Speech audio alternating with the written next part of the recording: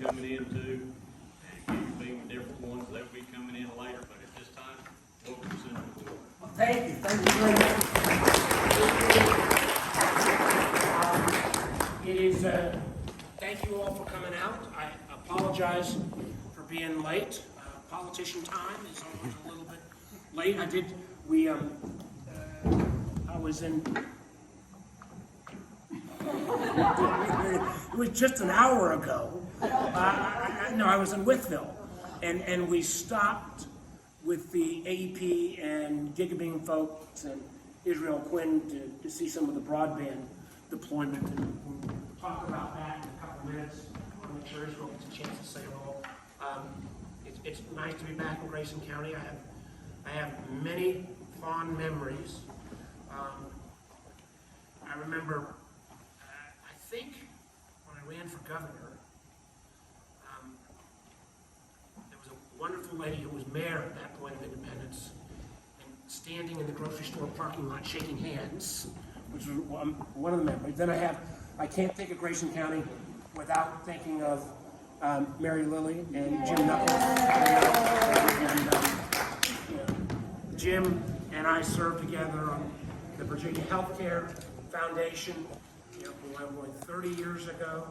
And Mary Lilly, I'm happy to report that I saw her in Waynesboro just about a month or so ago, and she's doing quite well. Before I start my presentation, one of the things that I'm very proud of is trying to find ways to work together, regardless of what team you're on. I think in Southwest Virginia, you guys have got a great group of representatives who represent you in Richmond, and I want Israel Quinn, who I've known, him and his wife Emily for some time. I want to make sure Israel gets a chance to say whatever he wants to say. So, Delegate Israel Quinn.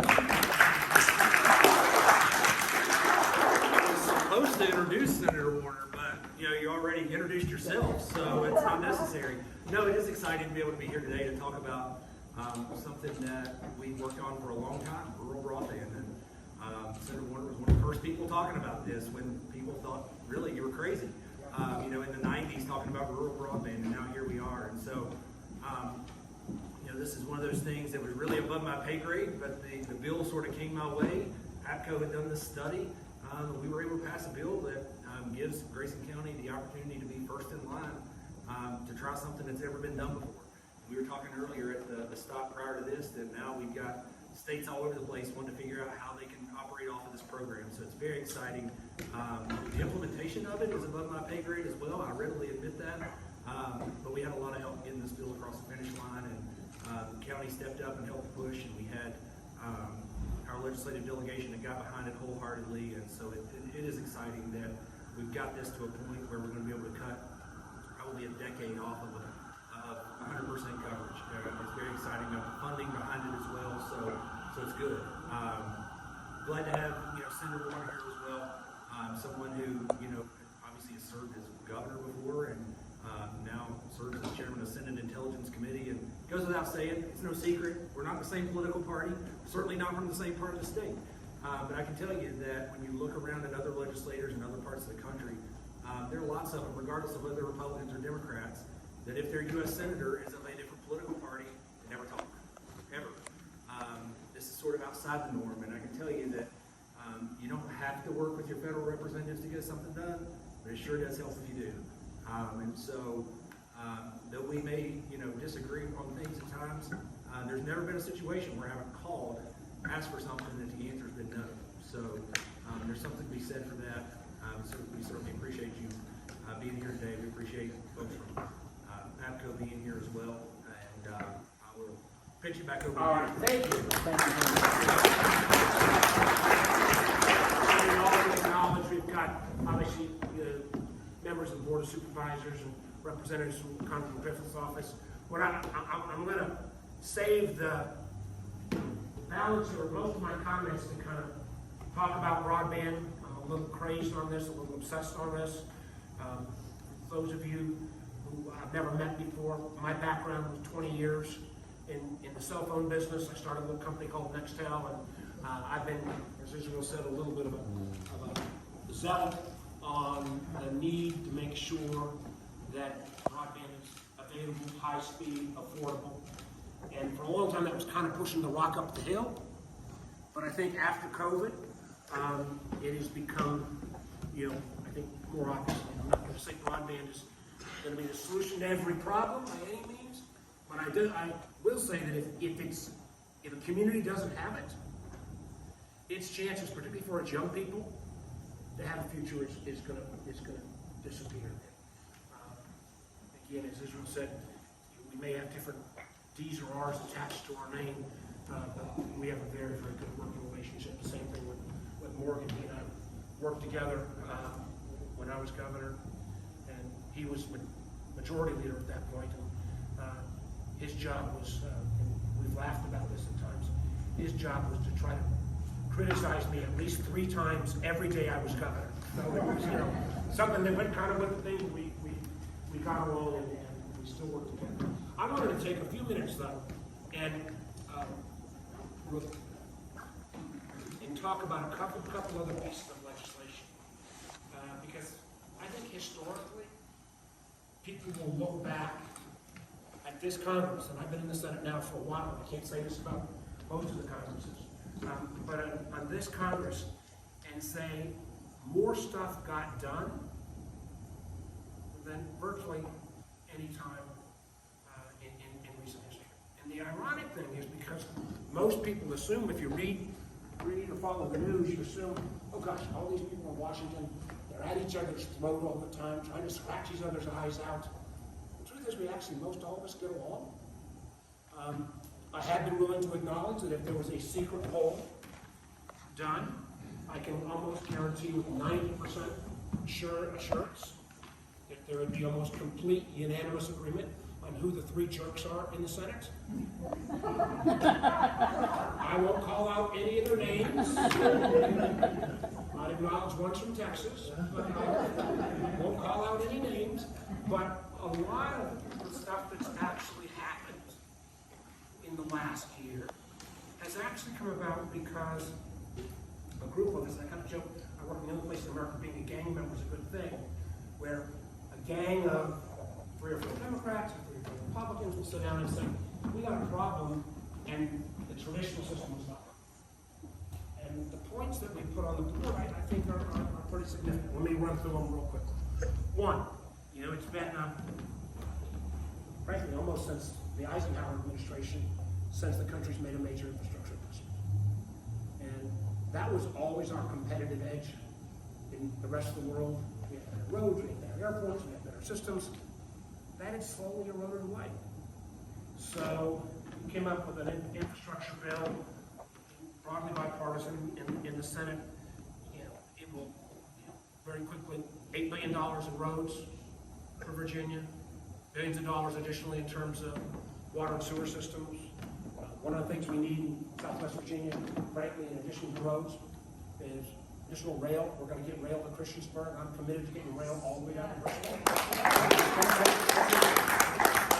Not going to happen next week, but we have finally got, the beginnings. And candidly, one of the ways that will happen is we have to build another bridge across the Potomac because just the volume of passenger trains, we don't have that separate route. We won't be able to get the capacity. We've got a lot of money put away for abandoned mining land. Something particularly we need in Southwest Virginia. A piece of the infrastructure bill included $65 billion on broadband. I'll come back again to the broadband in a moment. But there were category by category. Go through them all, whether it's airports, whether it's rail, whether it's water, bridges, whether it's charging stations for electric vehicles, you name it, it's in the infrastructure bill. And I think over the next decade, you'll suddenly see us look like a first world nation again in a lot of our ability to move goods, people, candidly, data, which is part of this 21st century. Came about because of a bipartisan group. Second, I'm chairman of the Intelligence Committee.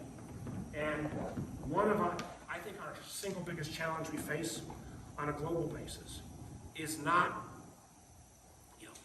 Russia per se. Obviously, I think what Putin is doing in Ukraine is awful, and I'm incredibly impressed by the courage of the Ukrainian people.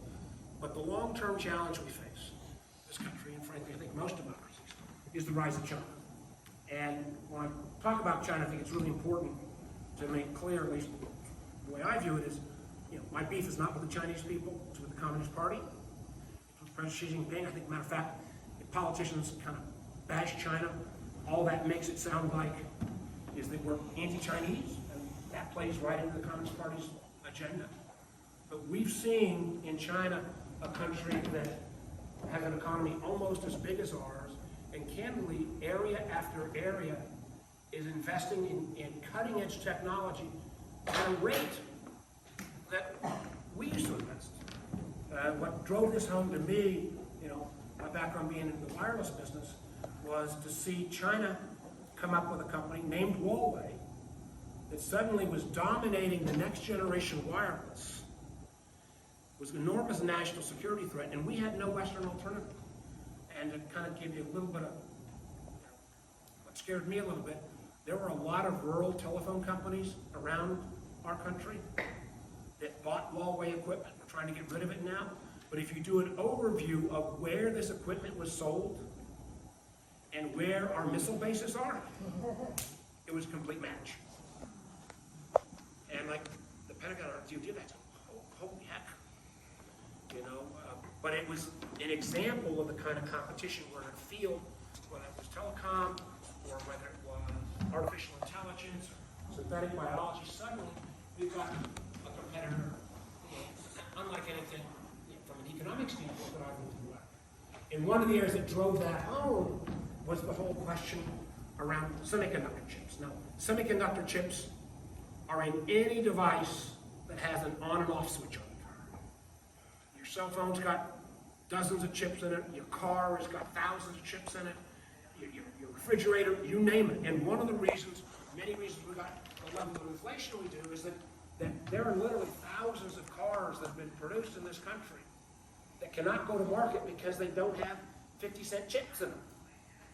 And again, this is an area where 30 years ago, 40% of all the chips in the world were made in America. We're now down to 12%. And all of the cutting-edge chips, the ones that are in the most advanced technology, we don't make any of them in this country. They're mostly made in Taiwan. So you read some of the stuff about what's been happening recently with Taiwan, you talk about what could be an economic catastrophe, would be if they cut off that supply chain that China did. So a group of us, again, bipartisan, came together and said, we need to bring the chip manufacturing business back to this country. And we've invested close to $50 billion, some of the research that will go with that, and again, bipartisan saying how we can stay competitive, because candidly, we're going to have to invest in a series of technology areas, I think, to stay competitive. Third bill we did was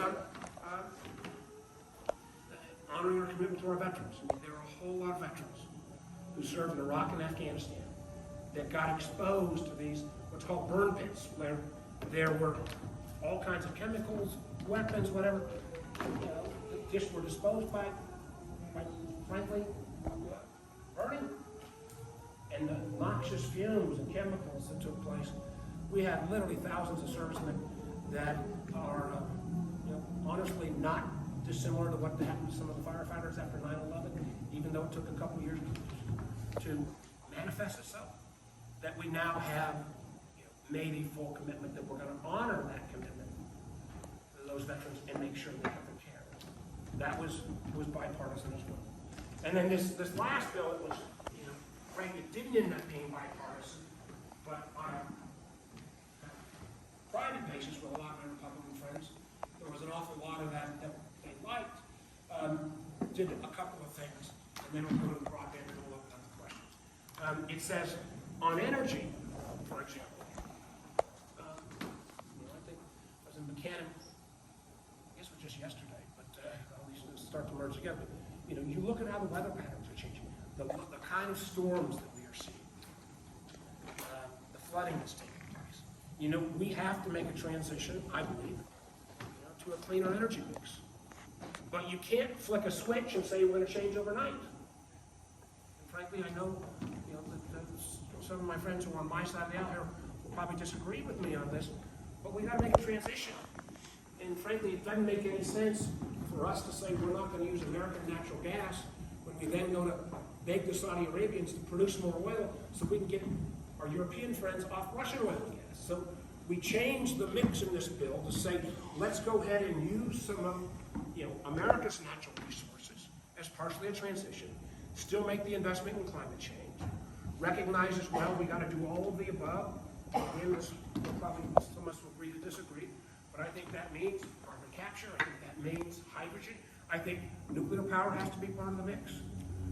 But if we're going to make this transition, and one of the things that didn't make a lot of sense to me was that as we measure things like electric cars, and I'm all for electric vehicles, if we don't measure where the vehicle was made, or the fact, again, that most of those batteries are produced in China and they're used coal power that's producing the batteries, you're not really judging the overall climate mix. So I think there is a pretty interesting mix on the energy mix. Another thing that we did in this legislation that was kind of an add-on due to my friend Joe Manchin was we made sure that the black lung benefits, which kind of every year miners and their families have to think, is it going to get extended? We permanently extended that. And then the last item, and this was a position that I didn't used to have. I'm a capitalist. I believe if you take a risk, you ought to be able to be successful if you take that risk. But I just kind of got fed up finally with the pharmaceutical companies in this country charging rates that just aren't, I don't think are fair. I believe in pharmaceutical research. We need to do well. Americans pay for the cost of research and development for the whole world. My daughter's 32, she got diabetes, type 1 diabetic, at age 9. I've been able to afford, my family can afford the insulin, but the fact that her cost of insulin had quadrupled, it just isn't fair and right. So finally, we've now set a limit on out-of-pocket costs for seniors on drugs less than $2,000 a year. Got diabetes, or got insulin down for Medicare, $35 a month. I think we got plenty of votes to get insulin costs down to $35 a month for whatever age person. But we made some progress. I believe some progress there. So there have been a lot of things. Many of these have been issues that have been talked about for a long time where I think we did get some points on. Now to the subject of broadband. One of the things I want to give again Israel some credit on this is we tried something, Virginia has tried something that I think makes a whole lot of sense. The history of the federal government or any government supporting broadband deployment is frankly kind of mixed. We put a lot of money out, oftentimes to people who didn't really know how to operate systems, spent all that money, and then the big guys would come in and buy it up after the company went bankrupt at 10 cents on the dollar. And the challenge in the rural communities is we got a lot of land, especially topography in Southwest Virginia, between houses. So the idea of saying we're going to let AEP provide the middle mile, and we're going to let a rural electric co-op or others, Gigabeam here in the community, do that last mile is, I think it is a smart business move to make sure we get this deployed. Virginia is actually ahead of the rest of the country right now. The former governor took $500 million from one of these COVID relief packages. I got another $200 million from a new package. So we're sitting here with $700 million, and we are queued up almost first in line to get this broadband deployment. Behind it, one of the things that is going to be a challenge is we've literally got another $65 billion. These are lots of numbers, I know, that will follow along, that will both making sure that communities that are rural aren't discriminated against in terms of their build-out costs. And about $40 billion of that will go to build-out, 25 will go to affordability. Because if we don't get, when we've got fiber, you've got really high speeds, gigabit speeds, but if you don't have full fiber, if you don't have at least so-called 100 down and 20 up, and you end up with some of that old school dial-up, all you're gonna do is create a new digital divide that's disproportionately gonna hurt rural communities.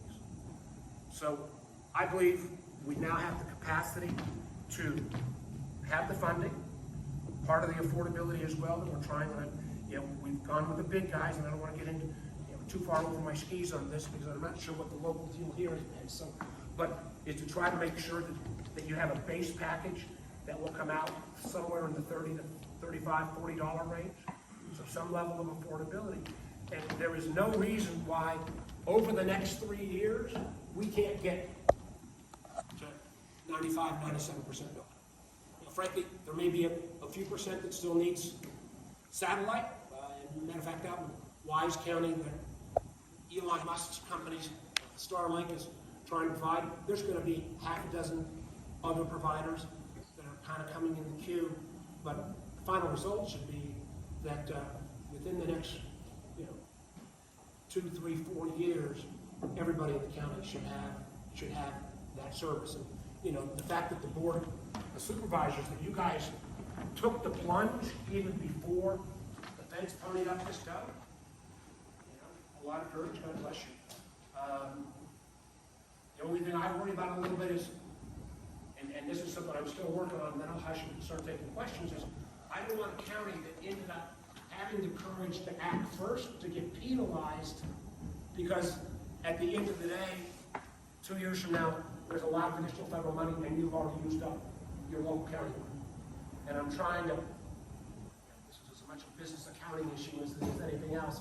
My only advice is, and I know we've got our AEP and Jacob friends here, you can make the county money the last dollar in. There shouldn't be a county that's penalized for taking the courage to move up. But I do think this this promise that you can provide a network and live here and work anywhere, we've been promising that for 15, 20 years. I think we're on the verge of reality, because we've shown that you can, build it in Mumbai or Shanghai. We've done a pretty crummy job of saying you can build it in Grayson County and still have a choice to live here.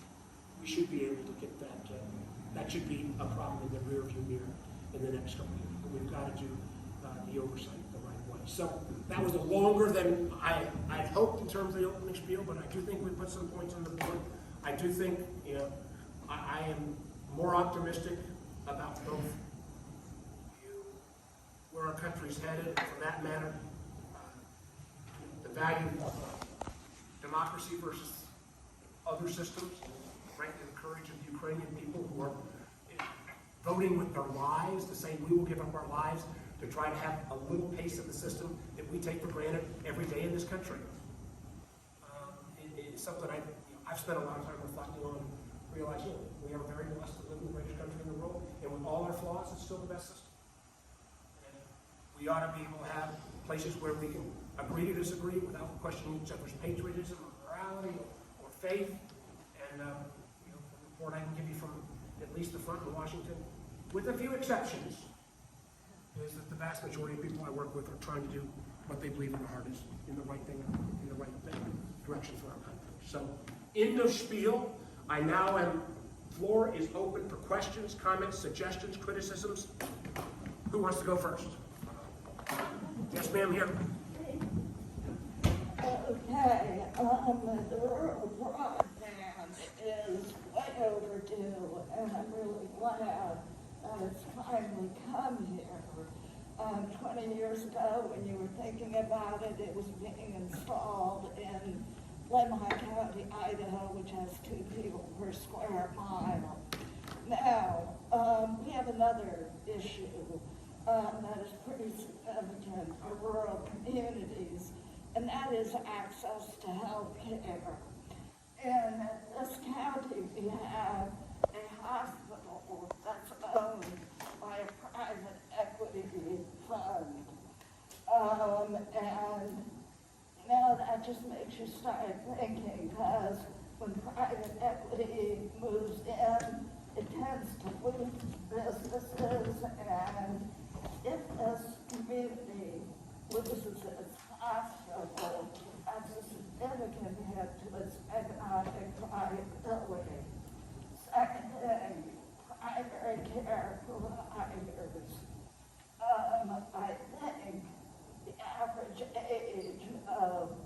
conditions in this area is somewhere north of 60. We do not have specialists. So this is a significant problem. And as in the case of rural broadband, addressing it is way overdue. Let me give a couple comments. I mean, first of all,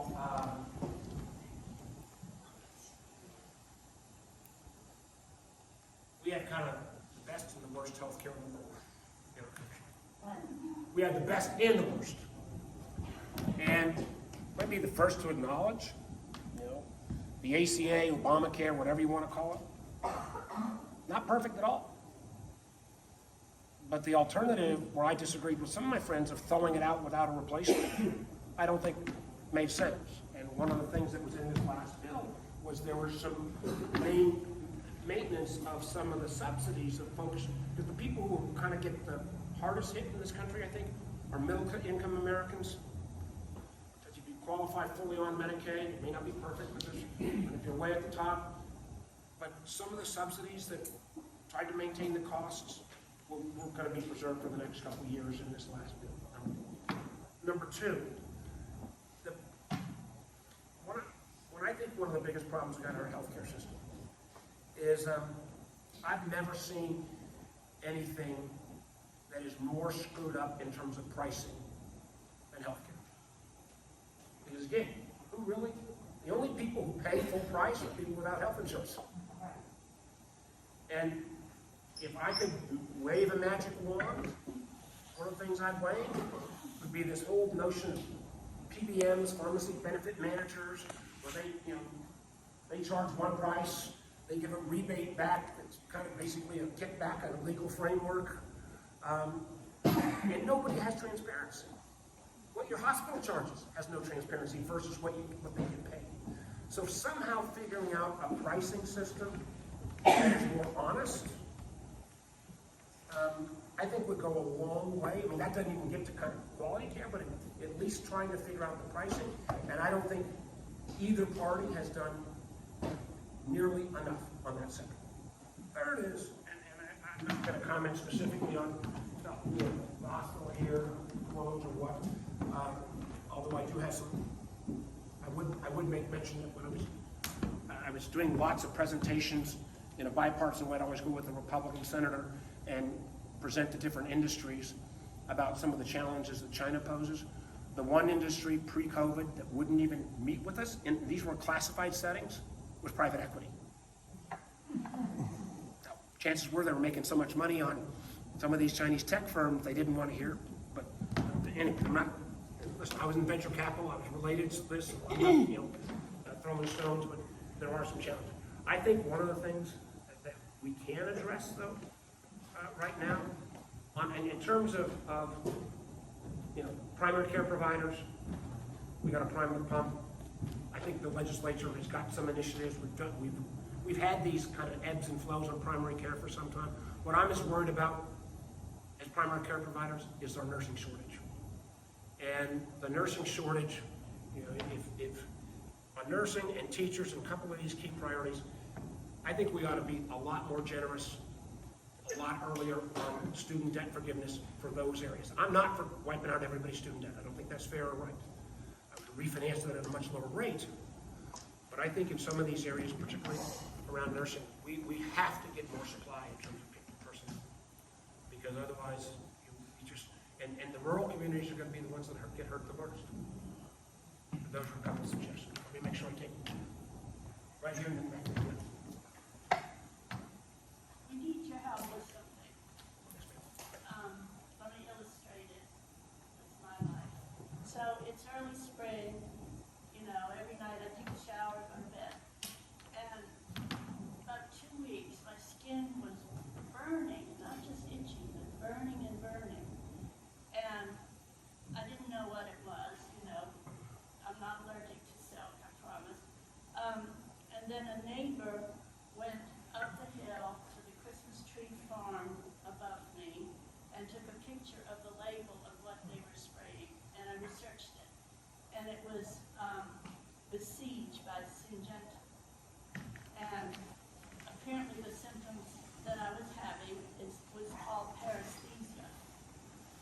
And so I know that that's in my well. And my husband died a year ago of glioblastoma.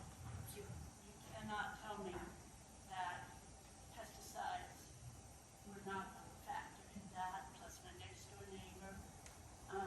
She's on her third chemo. It's in her liver now. She's got a little girl. But everything that they're doing on these Christmas tree farms is perfectly legal. We have no way to find out what they're spraying. We have no way to find out if there really is a licensed pesticide person up there, you know. We're stymied. And we've organized here. We're organizing in Carroll and Patrick counties too. But, you know, we're trying to figure out how to do research, how to get data, and all that. So we Listen, I don't want to try to my nose something that may be county business, but I'm happy to, if there are factual inquiries that I can make, I'm happy to try to, you know, I'm not trying to take a position on, but to try to get you some facts. If my office can help you get those facts, I'd be happy to try to work. thank you. Again, and what I said, what I've said is I'm going to try to help you to get facts. I think we all have, on all of these, there's lots of issues like this around. I mean, Ken yesterday on some of the flooding. The challenge, for example, is one, slightly off topic, but it's related. It's a different way to approach it. I think our whole FEMA formula stinks. It's biased against rural communities in a way that's just not fair. And I know, for example, in Buchanan, there was a lot of sense that you know, a lot of, everybody agrees there's been dramatically different storms, but they were saying a lot of the oil and gas had created a number of new roadways that were not maybe fully prepared. So maybe, you know, I'm open to the idea of saying, if you're acquiring mineral rights, maybe, and again, I don't know what the right formula is, but 80 cents goes to the owner, but 20 cents goes into some kind of insurance fund so that if you have actions afterwards, you keep your streams clean and you keep your roadways clean. So because we all have to acknowledge that, you know, we're going to live with different kind of weather patterns than we had in the past. And trying to get the factual basis on this, then we can debate, but let's start with getting the facts first. Yes, ma'am. Hi, I want to talk about broadband. Yes, We ma'am. got APCO in the room and Gibby. I run a nonprofit in the area and a retreat center, and we've got a 22-acre campus. And so I'm going to drill down into a very specific question. I've been told, one, that you guys would have to run fiber to every building on our campus, and there are about 10. And then I've also heard, no, we would get our own little mini tower, and then we could pull computer waves. But I'm just curious, how is it going to work for places like ours, which is rural campus? Because running fiber to every building is really expensive and takes so long.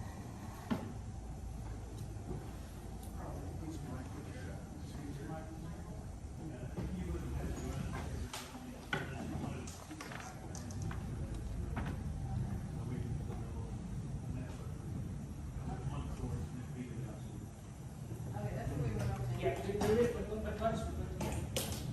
let's get. And I'm a wireless guy. You know, I'm not against wireless. And I always thought fixed wireless was one of the great, you know, unrealized values. But now there will be a trade-off. Because you may not have in the middle of a storm exactly the same level. You can't have a gigabit of full speed all the time with fiber, and then realize if you got fixed wireless, even though you got a little antenna, it's going 100 yards or 200 yards, you may have slightly lesser. So there's going to be trade-offs.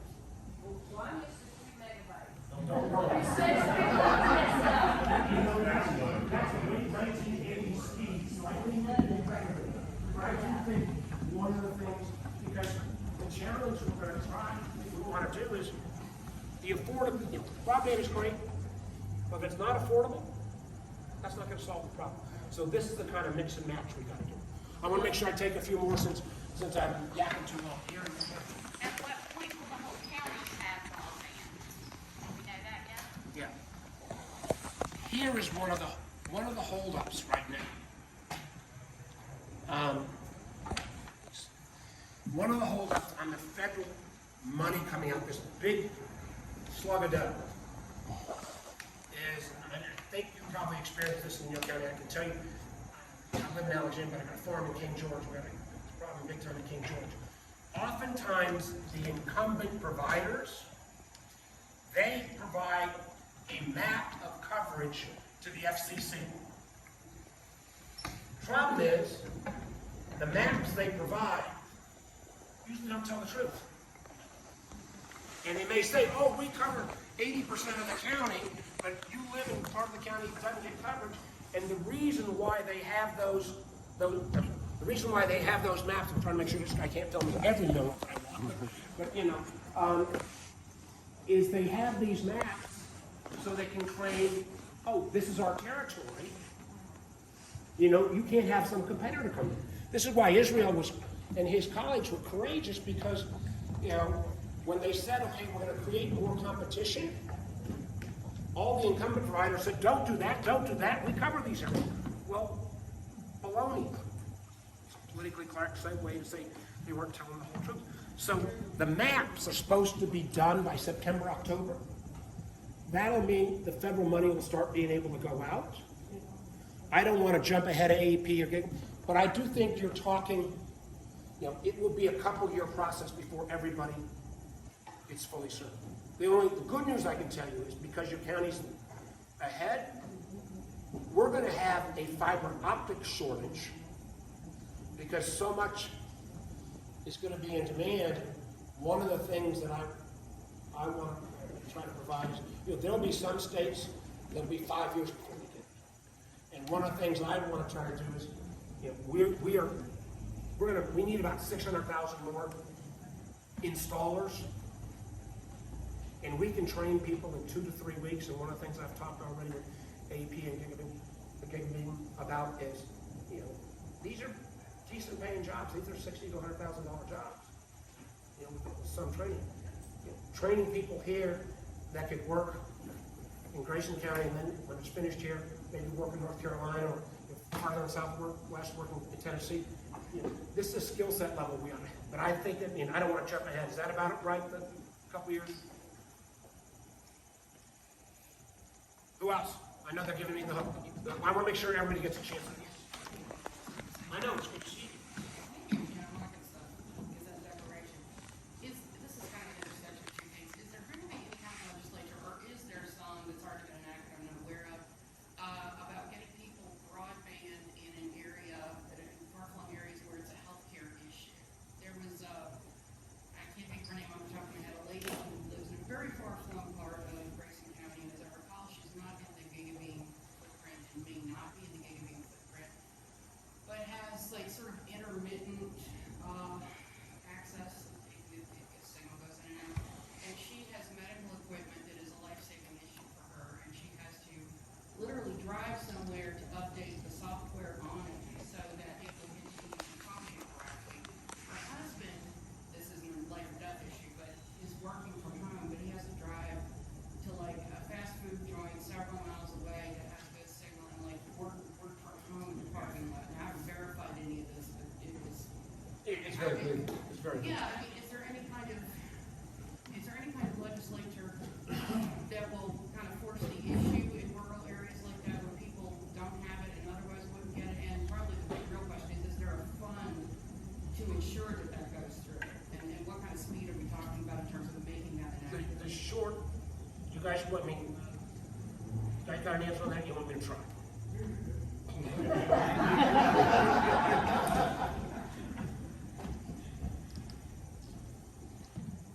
Out of the non-deployment part, on the affordability piece, there are certain dollars set aside, and this is some confusing stuff. Most of it's going through the Commerce Department and NTIA. there is some more money out of the agriculture. There is supposed to be an ability to make sure everybody gets service no matter where. There is not, to this young lady's question, a time that says everybody, especially in these extraordinary need cases, are going to have it by January 1st, 2025. Here is what, take this as just a former guy from the industry, not as a senator guy. I think we will get 95, 97%, and I think there'll be some outliers that'll be so far removed that the only solution set will probably be either fixed wireless or satellite. And right now you have, Wise County, for example, is using Starlink, which is one of Elon Musk's, who, by the way, is more dependent on the Communist Party than any American. All his batteries, wherever they made, he's worked completely with, Communist Party and his Tesla factory in China. It's, talk about a good story, there's a story there, so, okay. But I think there are about 3 new competitors that are satellite-based systems. They should never be as good as fiber. But I do believe within a 3-year time frame, there will be an ability for that outlier, if you've got medical, to get service. So I would put it in that 3 to 4 year time frame. The only thing that just to not just give you a good answer, give you a little scared answer, every one of our medical devices, we have no standards on medical devices. So the cyber vulnerabilities of all these devices, and the fact is, you've got a piece of equipment, and oftentimes if the software's not upgraded, the bad guys can penetrate, and not to give you, I want to try to be happy that I got that, but this is kind of the next realm of where, on a national security standpoint, dealing with cyber standards on healthcare equipment is kind of the next way. So the good news is, yes, there will be funds. Yes, whether it be fiber or whether it be satellite, there'll be an ability to get that person access. But there are challenges with a lot of this remote. If I recall correctly, she has satellite, and this is 2 weeks ago. So. Yeah, but frankly, the existing satellite, Yeah. a lot of it stinks. Yeah. That's a technical term. I'll take 1 more, 2 more, and then I'll get out of here. Yes, it is. This is a little back to where we're talking about China being a global threat. I just got 2 questions. What's your position on China buying land in the USA? And also your position on selling their strategic reserves to China? Great questions. There is a process that frankly is not very good called CFIUS that's supposed to review foreign company acquisition authorities. One of the things that was happening for a while was you would have, when we were being down in Austin, Texas, good Texas Republic Center, making a presentation and one of these companies saying, well, yeah, I wondered why this Chinese venture capital fund was going to offer me 3 times as much as the American was. It's because it was a strategic value. And we have to really up our game. I mean, listen, I think I'm not against trading with other countries. I think we just have to be wide open. I have raised concerns, for example, of a major Chinese acquisition of a bunch of land, North Dakota or South Dakota, but we are actively questioning because, again, it happens to be close to a major military installation. So I think there needs to be much higher scrutiny. I'm not going to say, no Chinese acquisition of anything, but I think there needs to be a higher level of review. And frankly, for a number of years, we kind of turned a blind eye. I was earlier with John Bassett, and I said, John Bassett was right, and a lot of us, I was one of the ones that kind of thought, oh gosh, world trade, but when we get up control of our supply chains, that is not good for our national security. Again, go into, back to the drug question a minute, 80–90% of APIs, the chemicals that go into our drugs, come from China. So I would definitely have a much stricter review. On our critical minerals, you know, this is an area where it's both, it's twofold. I think one of the things that even my most forward-leaning environmentalists here in this row, making us a presumption here, you know, I think realize that. Guilty as charged. Pardon me? Guilty as, I hear you. But if we're gonna have electric vehicles, we gotta have cobalt, we gotta have lithium, we gotta have a series of these minerals. And, you know, one of the things we've set up in this new law is, you know, I'm not saying they all have to be mined in America, but we ought to have them coming from countries that we have a trade agreement. That's Canada, Australia. So we have a secure source of those things. But the minerals alone, this is the part that I've learned, and I didn't know this a year ago. You know, you read about all these minerals, and one of the most important minerals, for example, is cobalt. 90% of the world's cobalt comes from Congo in Africa. There are 3 mines. 2 of them are already controlled by the Chinese, and they're trying to buy the 3rd one. It would be a national security disaster if we, along with the Swiss and the British and others, don't buy that 3rd mine or not let it fall to China's control. So I think we are getting better, but the thing that we also have to do is not just finding the minerals. There is then the whole notion of how you process those minerals into a product that can be used. And on that, right now, we are way behind. And we are going to have a really hard conversation that if we want to do these things, is I think, you know, we've got to have some of that processing capacity.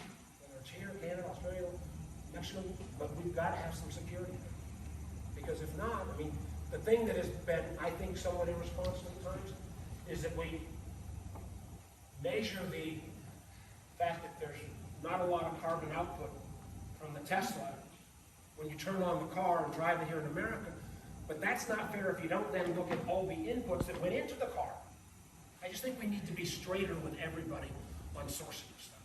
And I do think there was, at least on this issue, there is broad-based bipartisan agreement that we got to shake some things up. Does that answer? Yeah, but on the strategic reserves going to China, Well, what's your position? Well, my position is, and this I've heard kind of out in the internet. I do not, you know, I do not believe this is true, but I need to do more research. This idea that when President Biden has been releasing 1 million barrels of oil a day, you know, I don't think that should go to China. There are stories on the internet that some of that American strategic reserve is somehow going to China. I don't believe that's true. I'm willing to be proven otherwise, but a lot of this goes into kind of the world spot market, you know, market. But I do, you know, the short answer is no, I do not believe our strategic reserves should go to China. And if there's, you know, and if someone can show that any of that oil is, I think we need to come and stop that. Okay? Straight enough answer. Let me thank all of you, you know, for coming out on a beautiful Tuesday afternoon. I appreciate, you know, the questions and interest. You know, and I hope that the intent of these laws are implemented. And I think we have sometimes got ourselves too caught up with bureaucracy and a whole bunch of other stuff. And the commitment I'll make to you all is that I'm proud of a bunch of these points.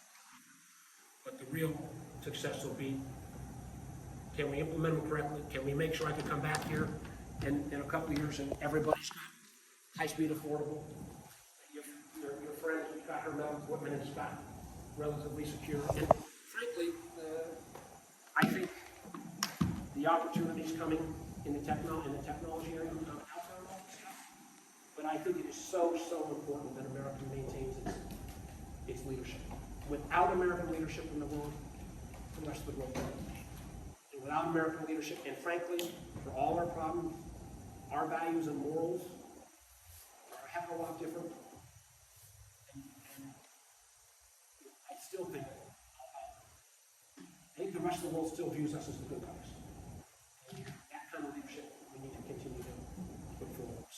Thank you all. Have a great afternoon.